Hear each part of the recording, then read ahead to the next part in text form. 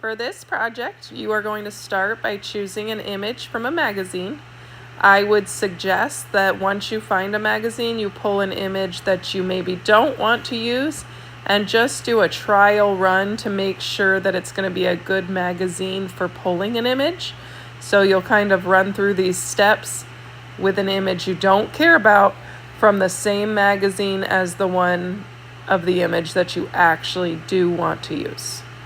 Okay, so once you have an image, you're going to pull it out, and we are going to be using Gelli print plates to try to pull an image print.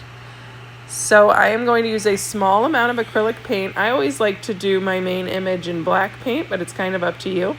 Keep the layer pretty thin and go ahead and roll it out. While it's wet, you are going to place the image, and then you're actually going to go ahead and pull it and see if you get to pull a good image or not. So I'm just giving a little bit of a massage here, and then I'm going to pull my image while that paint is still wet.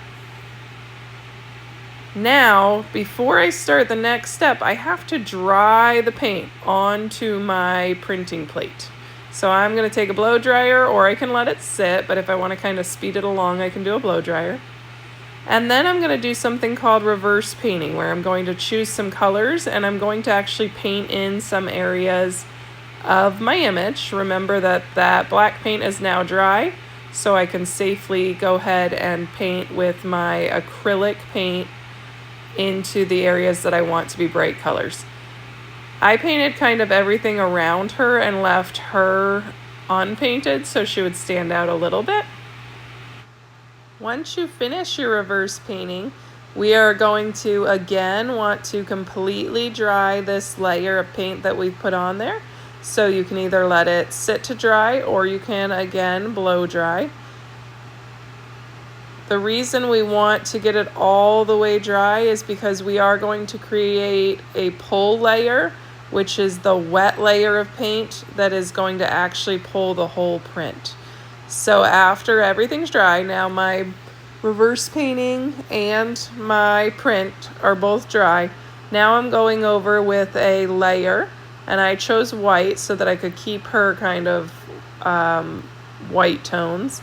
And then while this one is wet, I'm going to go ahead and place my watercolor paper.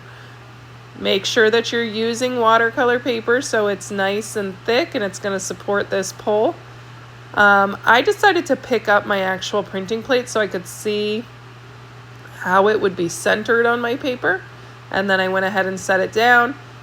And then I'm just going to go ahead and start to give it a little massage and get it all the way dry now. So I'm using the blow dryer to make sure that every single layer is dry with my paper attached.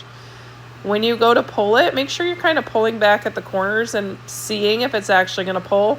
And go very slowly on this pull. Once you see it is actually going to pull, just very carefully pull it back and take it off of the printing plate. So you can see here, I'm just taking my time and kind of pulling back the Gelli print plate. And this is the image I have. It's not perfect. The edges came up a little bit. There's a few little pieces missing. But I actually think for what we're doing that this kind of added to my image overall.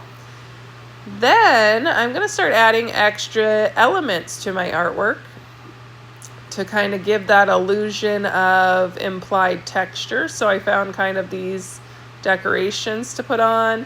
I also found some stickers so I could spell some words that kind of go with my theming of my artwork. And then I took some paint pens and went in for some detailing just because I feel like she got a little lost. So I just kind of loosely outlined where she is. Not a heavy outline, not even a solid outline. And then after that, our real texture is going to come in. You do need to sew at least one portion of the artwork. So here I took some cardboard underneath my artwork and I placed it so I could go in and poke holes where I know that I want to sew. And then I'm going to be using some embroidery thread, which I'm going to use to sew this portion. I decided to do a little belt for her. And I'm going to go ahead and start at the back. And once I pull it through kind of to where almost the end of the string is, I'm going to turn it over and I am going to knot it. If you struggle with that, you could even use a piece of tape to hold it down. And then once I get it to where it's going to hold into the paper, then I'm going to go ahead and start to sew. Now I'm doing a stitch so that it looks continuous. So I'm doing a back stitch. So I come up through the front, down through the back, and then I go back into the hole that I already went through the first time to create a really continuous line of thread. And you can choose to sew more than this. You could do like a border around your image. You've got to think kind of where you want your sewing to go, but you do need to do at least one section of sewing for your real texture that should be on your artwork.